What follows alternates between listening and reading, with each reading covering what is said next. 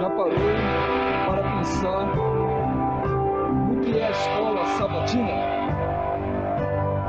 Costumamos dizer que ela é o coração da igreja. Assim como o coração faz fluir vida para todo o nosso corpo, a escola sabatina faz fluir a fé adventista para toda a igreja.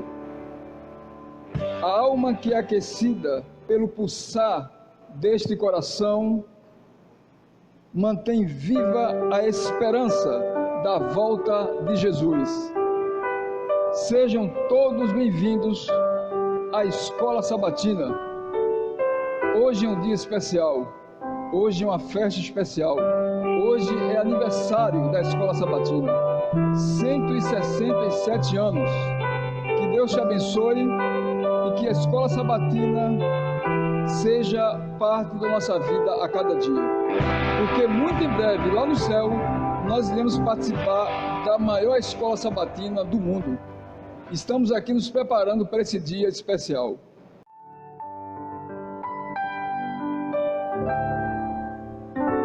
Minha vida foi uma procura, com a alma cheia de agruras, eu chorava tanto.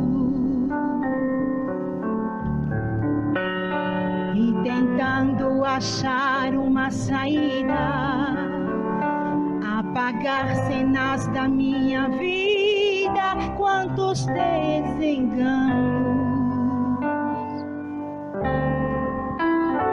A verdade eu já conhecia, que Jesus morreu por mim um dia, quanto sofrimento.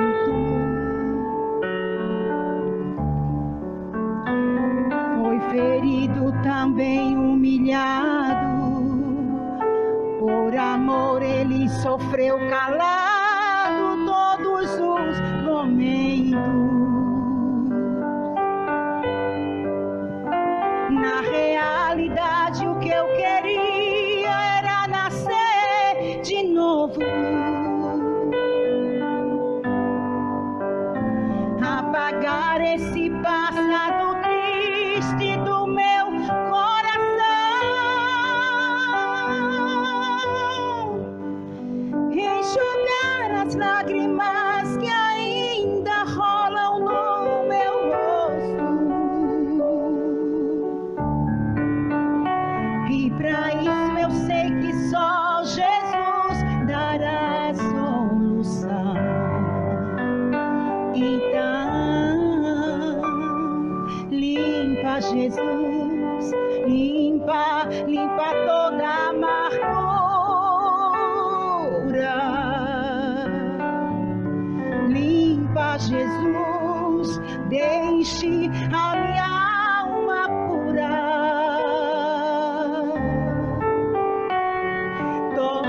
Jesus, toca fundo no meu ser, que o seu amor me surpreenda. Quero sentir tua presença, no teu abraço me envolver.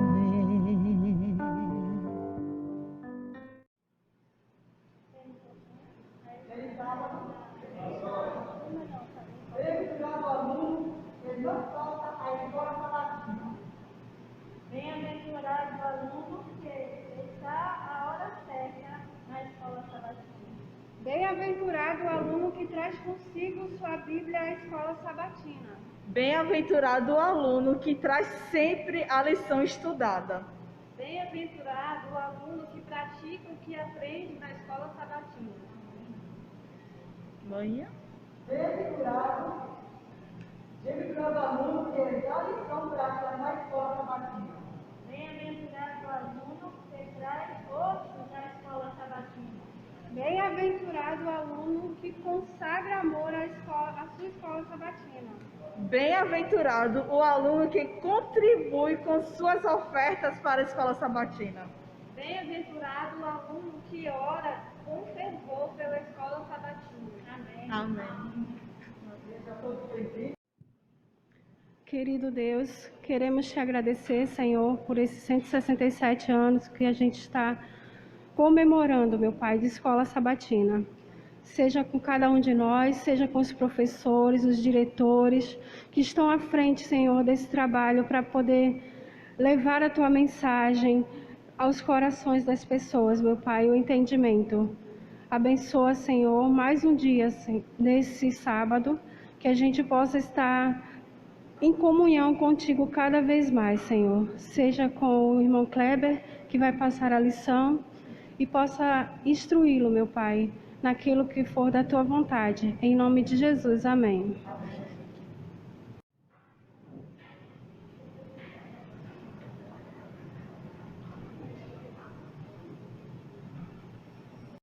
Mais uma vez, um feliz sábado a todos. Nesse momento nós iremos fazer uma breve recapitulação, né, da lição. Essa já é a segunda lição do trimestre. E iremos agora estudar um pouquinho, entender um pouco, né, o que Deus Ele quer falar conosco através do estudo da sua palavra nessa manhã, certo? Eu fico imaginando, irmãos, já faz 27 anos que eu me batizei nessa igreja. Já pensou? O tempo passa, né? Eu me batizei em 1993. Já estamos em 2020. E 27 anos não é 27 dias, né? Não é 27 meses. Eu fico imaginando, durante esse tempo que eu sou adventista do sétimo dia, quantas escolas sabatinas eu já participei? E eu tive a ousadia de fazer os cálculos, né? Então, se eu tenho 27 anos de adventista, cada ano temos aí entre 52 e 53 sábados, não é? Então, multiplicando 27 vezes 52, no geral, vai dar 1.393. Já pensou? Isso porque o ano não acabou ainda falta 11 sábados para acabar o ano, certo? Então, se fosse contar o ano todo, daria 1.404. Então, como hoje é o segundo sábado de outubro, né, e ainda falta 11 meses para terminar o trimestre e o ano, então, especificamente hoje, faz 1.393 dias, né, podemos dizer assim, meses, sei lá, anos, sábados no caso, né, sábados, que eu participo da escola sabatina. Que bênção, né? E para mim, participar dessa escola sabatina é uma experiência tremenda, porque cada dia eu aprendo coisas novas, não é? E eu lembro que, quando me batizei na igreja, o primeiro presente que eu recebi da igreja, justamente foi uma lição da escola sabatina. Já pensou? E outra, a minha primeira função na igreja foi ser professor de uma classe da escola sabatina, especificamente na classe dos jovens. E foi aí que Deus foi me conduzindo. Aí eu fico imaginando, né? 160 anos. Qual é o presente que eu posso dar à escola sabatina? Que foi uma escola instituída por Deus. Não é uma escola qualquer, não é? É uma escola espiritual. E é uma escola que é de nível mundial. A igreja de nível mundial, e todo sábado, cada membro da igreja estuda a mesma lição. Já pensou? Não é uma coisa solta, mas é uma coisa bem amarrada. Então, qual é o melhor presente que eu posso dar à escola sabatina? Eu fiquei pensando, né? O melhor presente que eu posso dar a Deus para realmente ser um fiel aluno da escola sabatina é ser pontual, é estudar a minha lição, não é? Fazer assinatura anualmente, estudá-la diariamente, fazer com que a minha família também seja fortalecida com o estudo da lição, é ser uma pessoa fiel nas ofertas para ajudar na contribuição do trabalho missionário que é feito em todo o mundo, através do Informativo Mundial das Missões, não é? Então, eu fico imaginando, como é que eu posso ser um aluno fiel à Escola Sabatina? Então, isso é a essência, né? Ser fiel em todos os aspectos, né? Daquilo que Deus pede, e principalmente na pontualidade e também na nossa participação. Quando a gente se envolve na Escola Sabatina, a gente cresce mais no conhecimento, né? Cresce mais no aprendizado, podemos dizer assim, porque é uma escola. Então, pensando nisso, a lição dessa semana focou na família. Aqueles que estudaram, né? Vocês perceberam que a lição focou na família. E não é por acaso, porque Deus, Ele permitiu com que durante a semana nós estudássemos sobre a família. E eu gostaria de fazer alguns paralelos aqui, e se você também quiser contribuir com algum comentário, né, daquilo que lhe chamou a atenção, fique à vontade. Mas o que eu queria chamar a atenção aqui é o seguinte, é que a família foi, como nós sabemos, né, foi uma instituição erguida por Deus. Foi Deus que levantou a família, né? Foi Deus que criou a família. Portanto, se foi Deus que criou, isso significa, sabe o quê? Que a família é sagrada, porque veio diretamente de Deus. Então, se a família é sagrada, isso significa, sabe o quê? Que Satanás faz de tudo para destruir as famílias, porque ele sabe que é sagrada. Ou seja, Satanás, ele não tem família, ele não tem filhos, e é por isso que a ira dele é contra as famílias, contra os filhos de Deus, porque ele já está perdido mesmo, né? E ele sempre não desiste de querer atacar as famílias. Mas o meu desafio nessa manhã, o desafio de Deus para mim e para você, que apesar dos altos e baixos que nossa família passa, mas eu quero dizer para você que o desejo de Deus é que a nossa família ela seja blindada diariamente. Blindada pelo escudo e pela proteção da palavra de Deus. É um desafio, viu? Mas é possível, porque quando Deus está no meio da família, Satanás não tem poder para destruir aquela família. Então, partindo do princípio, a lição dessa semana nos levou a pensar um pouco, através do estudo da Bíblia, que a base da família é o pai e a mãe. Interessante, né? Assim foi no princípio, quando Deus criou Adão e Eva. A base daquele primeiro lar, daquela primeira família foi Adão e Eva. Só que Adão e Eva, eles foram dotados e preparados, né, para exercer as suas responsabilidades, como nós estudamos a semana passada, suas atividades, né, ele foi aguçado a despertar as suas faculdades mentais, espirituais, físicas, né, para poder fazer o melhor para Deus. Então, quando Adão e Eva foram criados, Deus tem esse propósito, de ele ser um exemplo de família aqui na terra, que representasse bem esse mundo. Mas infelizmente, como eu falei para vocês, Satanás ele entrou para querer atrapalhar, estragar tudo. E por causa disso, as famílias sofrem até hoje. Sim.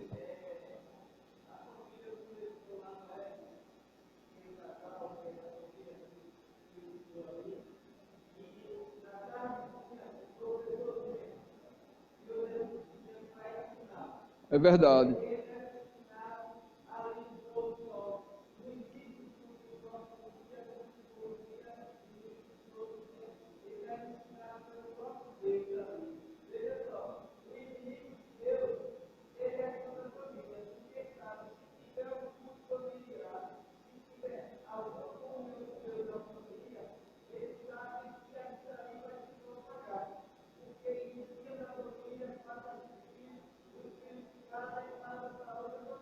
É verdade.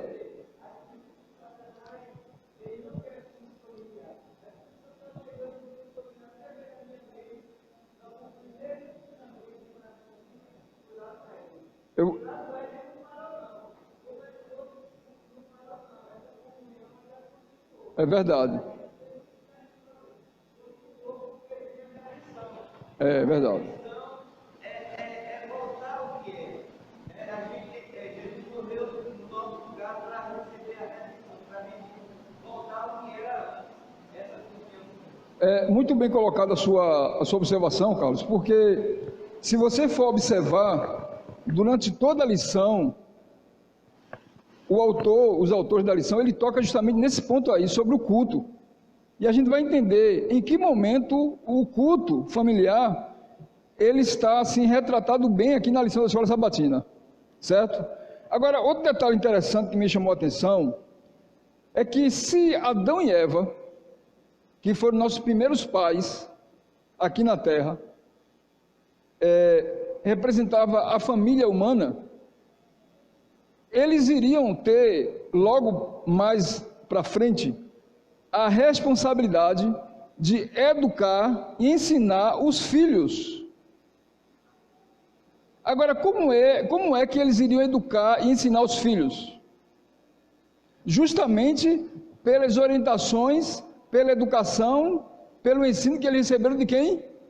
De Deus. Isso me chamou a atenção, sabe por quê?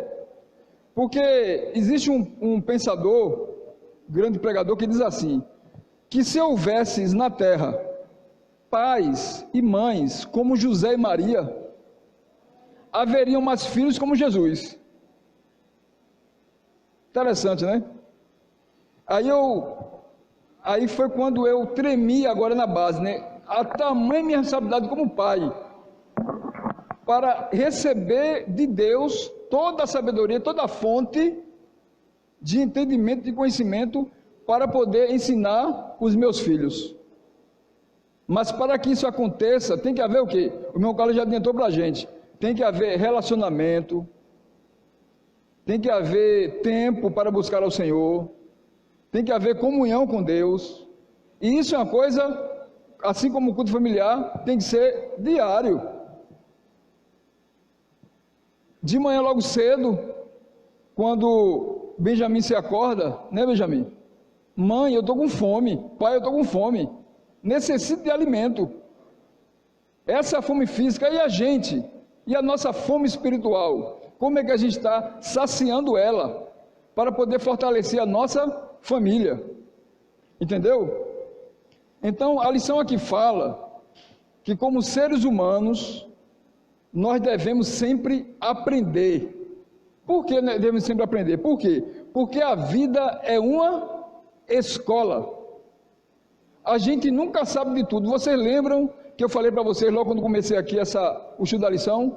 27 anos que eu me basei na igreja, mas eu não sei de tudo ainda. Eu aprendo cada dia. Para mim, toda vez que eu leio a Bíblia, é coisa nova para mim. Quando eu comecei a estudar essa lição essa semana, para mim também foi coisa nova. Porque a lição, porque a Bíblia é sempre aprendizado novo. Porque a Bíblia fala que a palavra de Deus ela se renova a cada dia.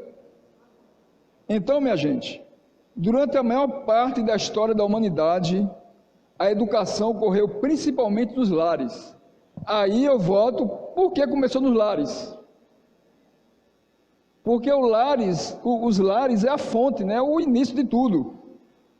E aqui diz, especialmente na infância, o que a Bíblia revela sobre a educação na família? Quais princípios podemos tirar dessa educação familiar para nós? Seja qual for a situação da nossa família. Então, não sei se vocês lembram, mas sábado passado eu falei aqui na lição, que às vezes as pessoas pensam que a educação da criança começa na escola. Mas não é na escola. A educação da criança começa na casa, no lar, onde os seus pais são os primeiros professores. Então, o comportamento da criança na escola vai refletir o que ela aprendeu aonde? No lar. O comportamento de uma criança na igreja, de uma pessoa na igreja, vai refletir aquilo que ela aprendeu aonde? No lar. Na minha casa. Então, minha gente, agora eu faço uma pergunta para vocês, que está na lição. Como foi a primeira família da terra? Como foi a primeira família? Eles eram felizes? Eles eram, assim, uma família bem estruturada, espiritualmente? Como foi a primeira família da terra? Bem, a primeira família da terra começou bem, não foi? Começou tudo bem, não foi? Eram felizes, alegres. Ou seja, contemplava Deus face a face, não é isso? Recebia, como o irmão Carlos falou, né? A orientação de Deus a cada dia, ali antes do sol se pôr. Então, como foi a primeira família da terra? Foi bem. E a irmã White fala no livro Educação, ela diz assim, que está na lição: o método de educação estabelecido no Éden, isso aqui me chamou a atenção, era centralizado na família. Interessante, né? Ou seja, em outras palavras, toda a educação desta terra, o foco principal é quem? Quem é? A família. Mas muitas vezes as famílias estão em segundo plano, onde era para ser o quê? A primeira. E aqui diz que Adão era o filho de Deus, e Deus era o seu pai, e que os filhos do Altíssimo recebiam instrução, e tinham o mais estrito sentido, e a lição fala que o Éden era uma escola familiar. Eu gostei dessa frase aqui, uma escola familiar, porque é ali naquela família que se aprende, não é? Tudo que se deve, o ser humano tem que ser na vida através da sua palavra. Agora, antes do irmão Carlos falar, a lição diz assim, olha: temos a certeza de que essa educação lidava com as maravilhas da criação e após o pecado com o plano da redenção, como o irmão falou. Então, minha gente, esse era o tema da família. Quando a família de Adão e Eva, e consequentemente seus filhos, realizavam o culto, o tema era esse. Era engrandecer a Deus através da sua criação, pela maneira como Deus cuida da gente, é o reconhecimento, como Ele providenciou um meio para salvar o homem após o pecado. Então essa é a melhor escola que podemos deixar de legado para os nossos filhos, como a lição ela orienta que cada família tem que ser feita. Então, nessa lição aqui eu aprendi uma coisa, que eu preciso ensinar a minha família de que forma?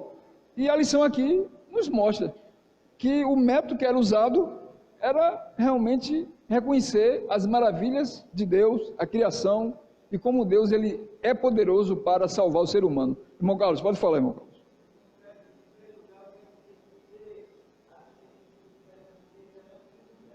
Amém.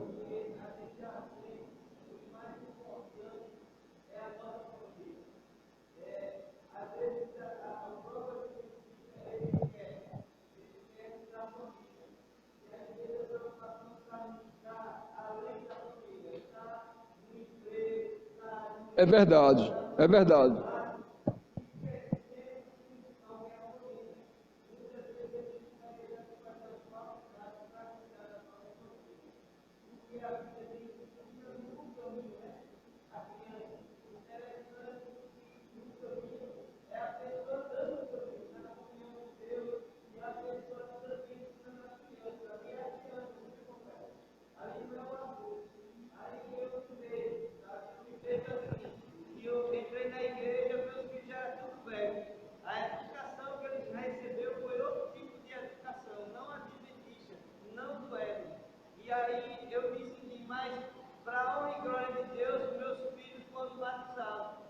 aceitaram a mensagem e foram batizados. Mas eu quero trazer para você que tem filhos pequenos, para você que tem filho que já nasceu na igreja, aí você tem esse privilégio de ensinar no caminho o seu filho. Aí muitas vezes a gente vai pensar, mas eu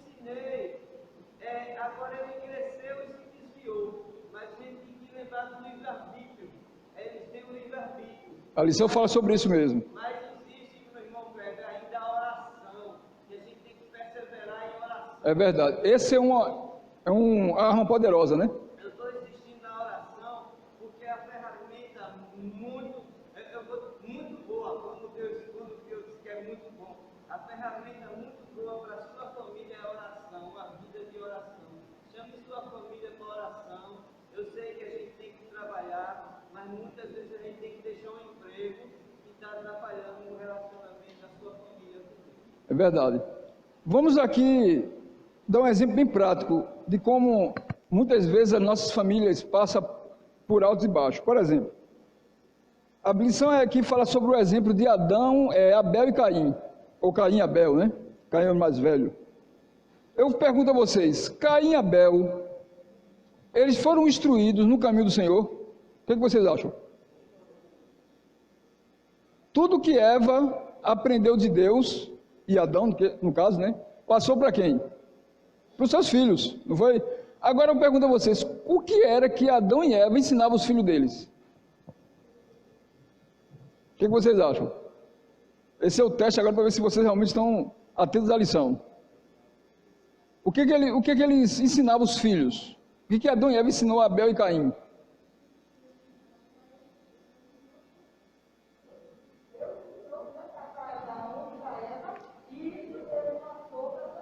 Ok. As belezas da criação, né? As maravilhas do poder de Deus, o plano da redenção depois quando eles caíram em pecado, o milagre que Deus fez para restaurar eles. Agora, um detalhe interessante é que se Abel e Caim foram instruídos pelos mesmos pais, pela mesma igreja, pelo mesmo Deus, por que Caim se desviou do caminho do Senhor? Boa pergunta, né?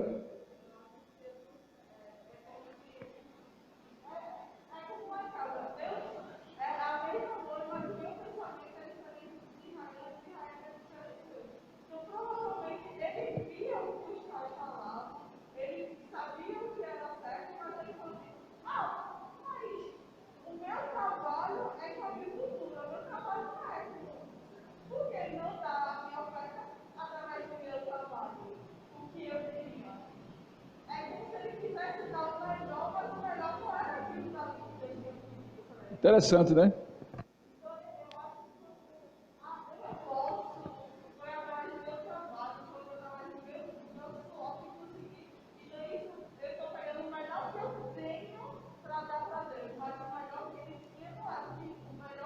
Não é o que Deus queria, é verdade.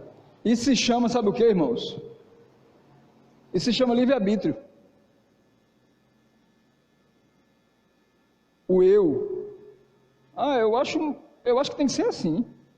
A minha opinião é que vale, a opinião de ninguém vale, tem que ser a minha.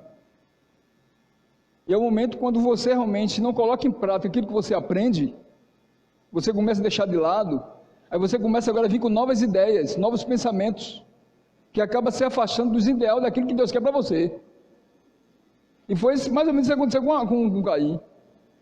Agora, aí outra pergunta clássica, não é? Que a gente sempre pergunta isso, desde criancinha, desde lá do rol do berço, do jardim, né? Que a gente pergunta às crianças, por que Deus aceitou a oferta de Abel e não aceitou a oferta de Caim?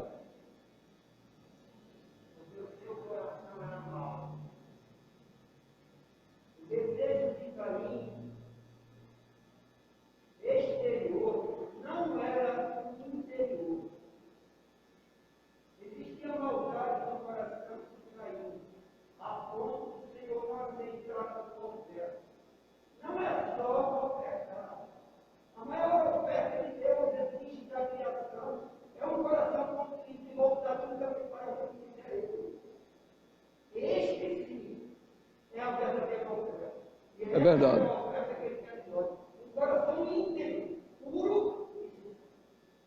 Pegando o carona que o irmão Marcelo falou, vocês acham que se Caim, vejam a pergunta, viu? Se Caim ele tivesse boa intenção, ele teria matado seu irmão?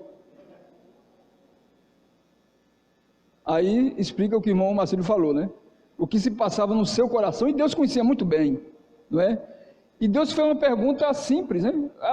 Caim, cadê teu irmão?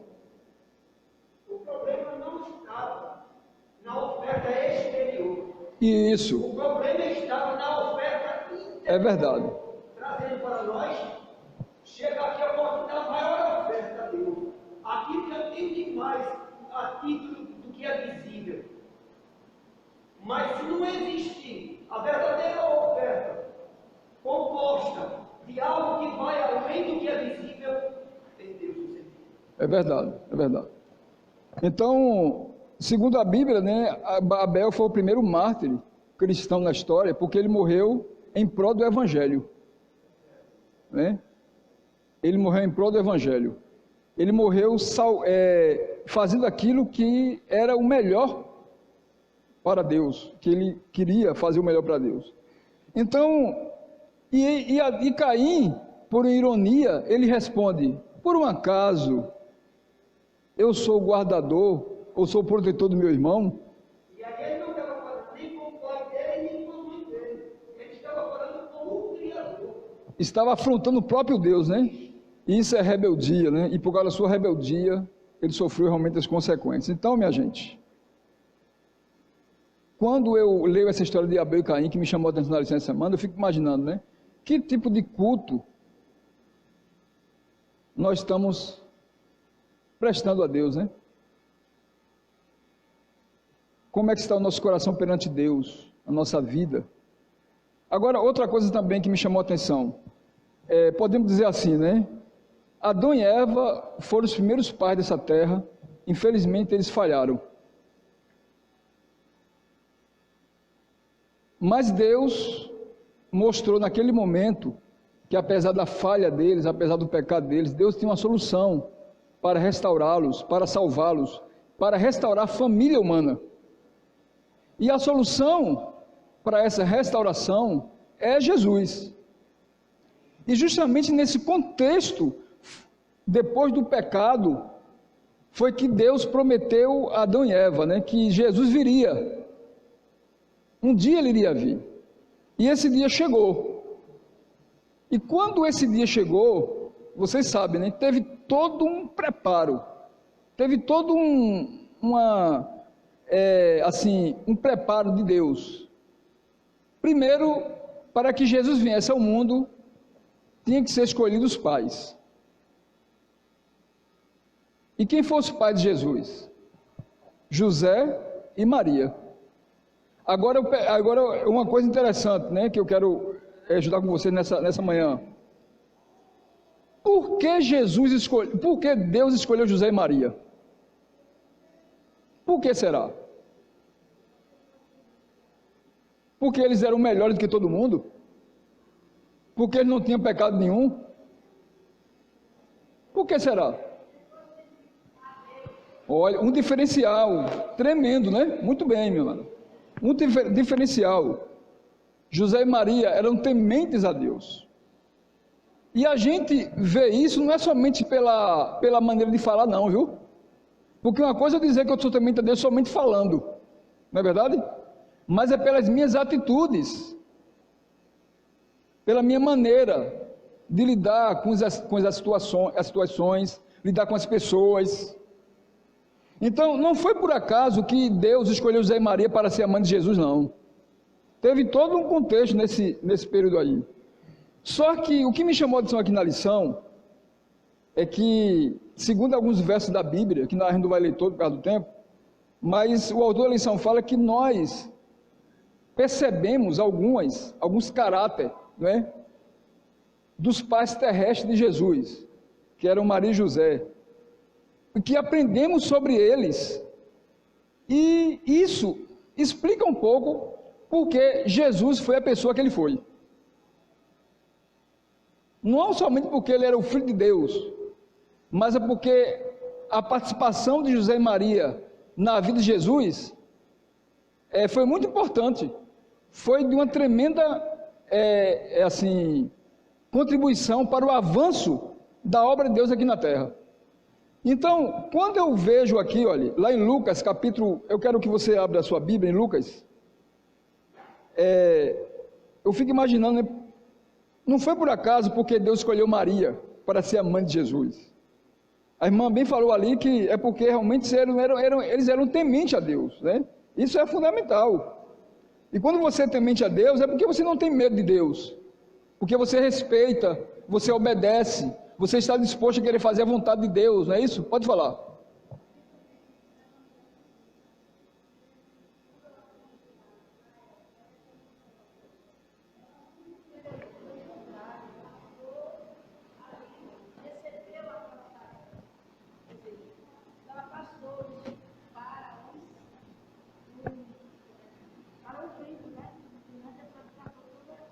Com certeza. Agora, essa aqui é a essência do Evangelho. Eu vou até ficar mais à frente aqui um pouquinho para falar isso para vocês. Aqui está a essência do Evangelho. Quem era José e Maria? Eram pessoas pecadoras, como eu e você.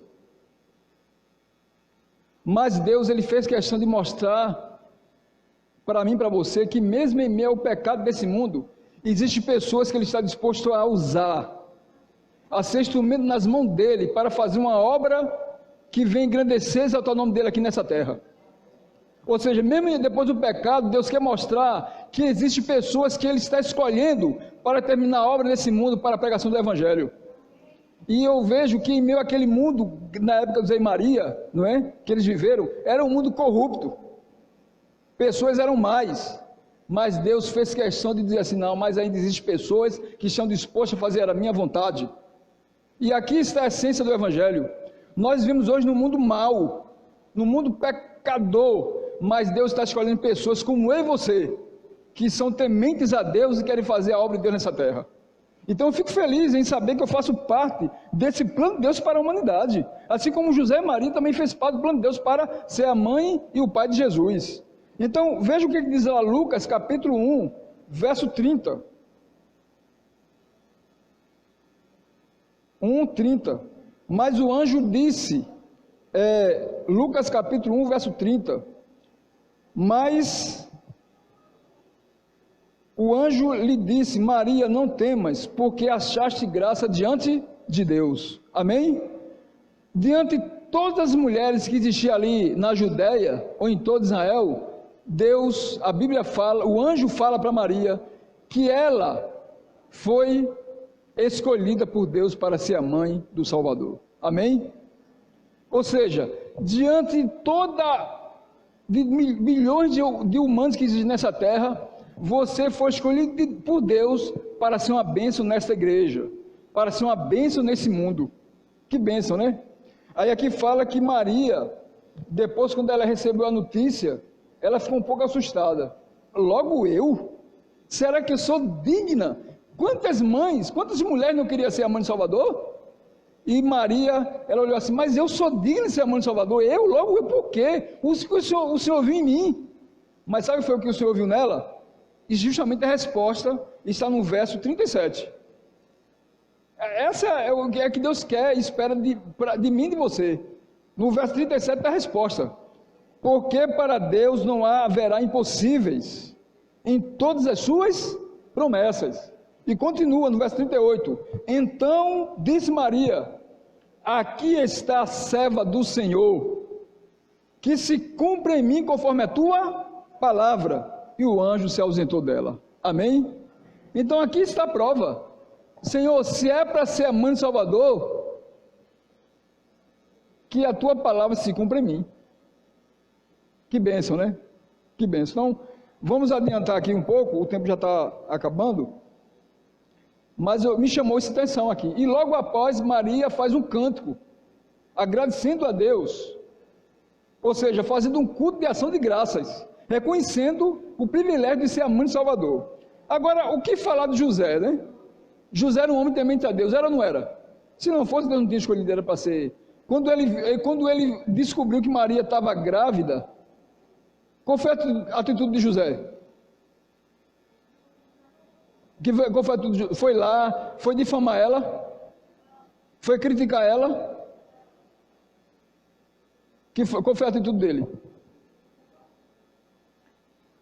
Deus viu tanto, vejam bem, Deus viu tanto a sinceridade do coração de José, que foi necessário que o anjo falasse com José.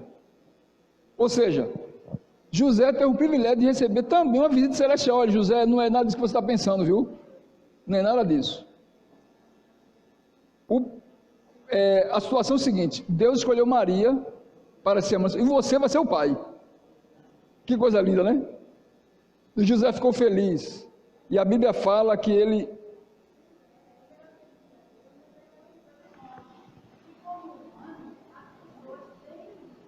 É normal, não é natural. É verdade.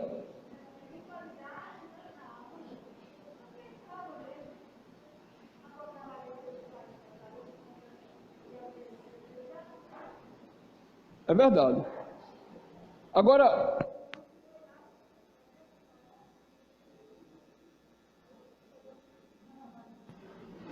é verdade, para ele entender bem, né, o que estava acontecendo, né?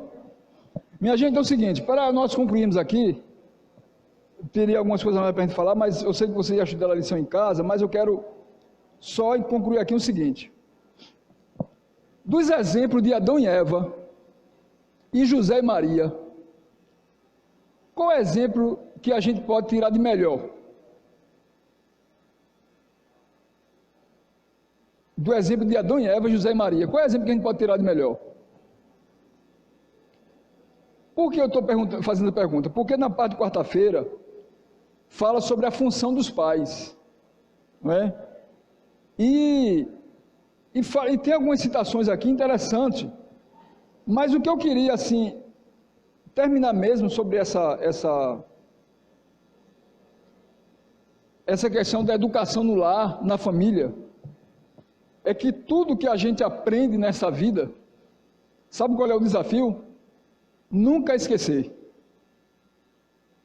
E sempre colocar em prática.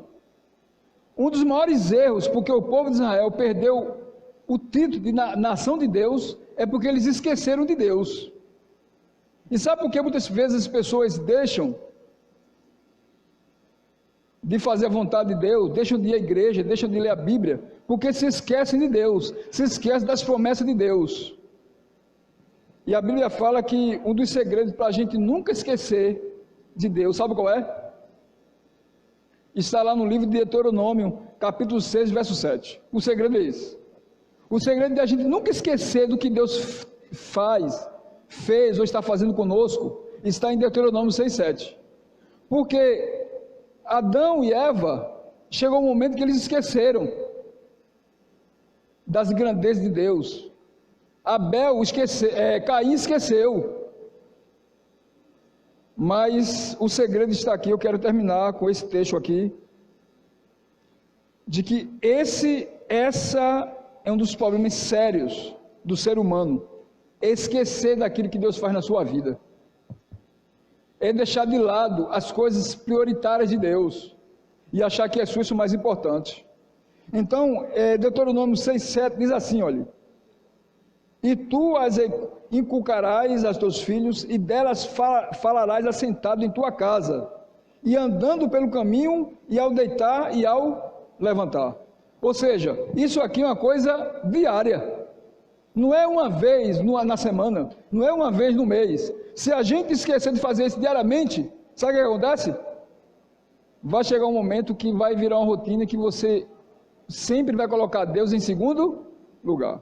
Então aqui está o segredo, irmão. Se você quiser realmente fazer com que a minha família seja uma família fortalecida e brindada pelo poder de Deus,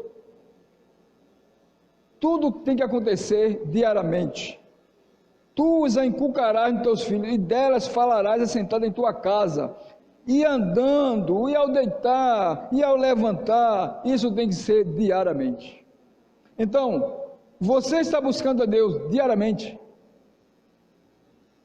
Você está realmente fortalecendo sua família diariamente?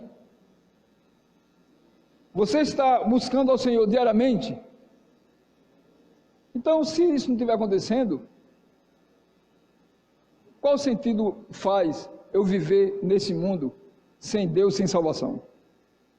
Que Deus nos abençoe e nos ajude nesse dia, para que a cada nossa família seja uma bênção nessa terra.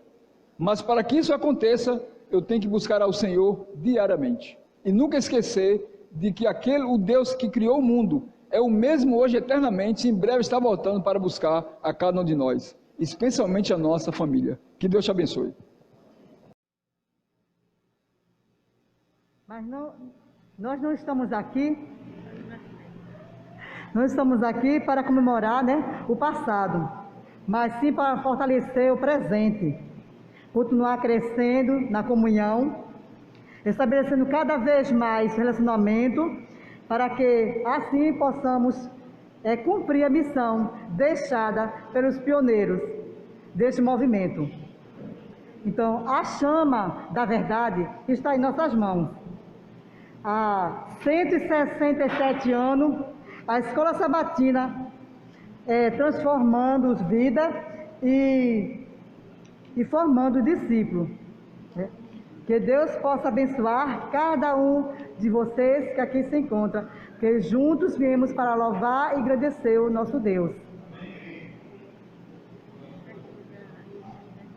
Agora, eu quero agradecer, em especial, a todos que participaram da Escola Sabatina. Quero agradecer aos diretores da Escola Sabatina, agradecer a Isabel, agradecer a Rebeca, agradecer a Ice, né, pela programação, pelo grande especial, pelo arranjo que fez, agradecer a Marcela, parte da Escola Sabatina. Que Deus possa abençoar grandemente vocês. Sem vocês não tem a Escola Sabatina. Vocês são muito importantes. E como não pode ser diferente, todo aniversário tem o quê? Parabéns. Bolo não, parabéns, né?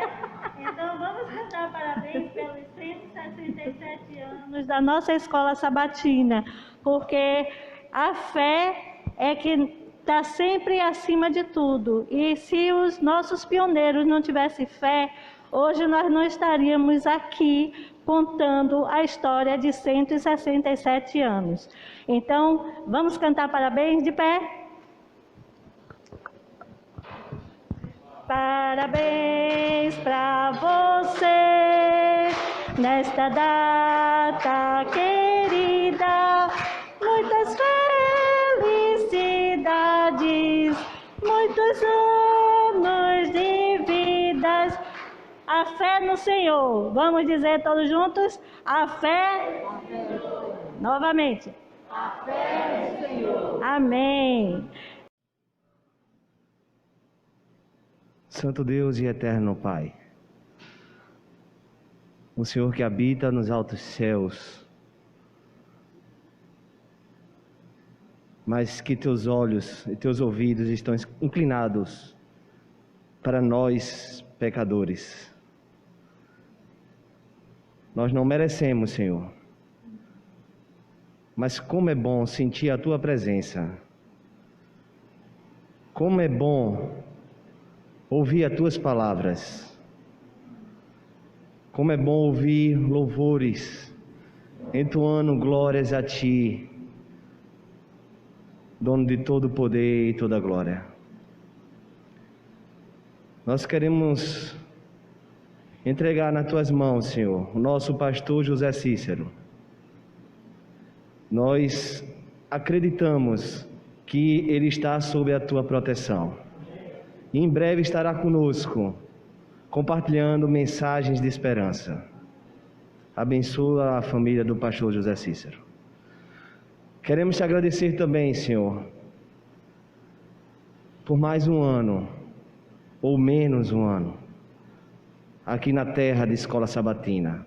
Porque em breve nós iremos comemorar, nós iremos participar da Escola Sabatina ao teu lado. Particularmente eu tenho um carinho imenso pela Escola Sabatina, porque a Escola Sabatina não se resume apenas nas horas do sábado, nas horas sagradas do sábado, e sim um pedacinho, um pão diário. Santo Deus, na mensagem de hoje nós aprendemos o quanto o Senhor tem um carinho pelas famílias. Por isso, Senhor, eu te peço, continua, Senhor, derramando Tua graça, protegendo os lares, dando sabedoria ao casal, para que o casal possa se comunicar melhor, possa respeitar um ao outro e te buscar de todo o coração. Falo não só no casal, Senhor, mas tem muitas famílias aqui em outras configurações. Abençoa os pais também e aos responsáveis, avós, tios, entre outros. Que o Senhor possa nos dar sabedoria, Senhor, para conduzir essa juventude aos teus pés. E que todas as crianças aqui presentes, adolescentes, jovens, possam colocar no coração o verso lá de Provérbio 1:8, desculpa. Filho, dá ouvido aos ensinos do teu pai e não deixes da instrução da tua mãe. A família sagrada, Senhor, protege. Obrigado, em nome de Jesus. Amém.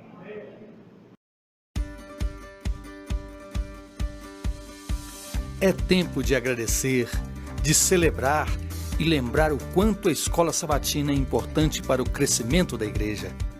Grandes coisas fez o Senhor por nós, por isso estamos alegres.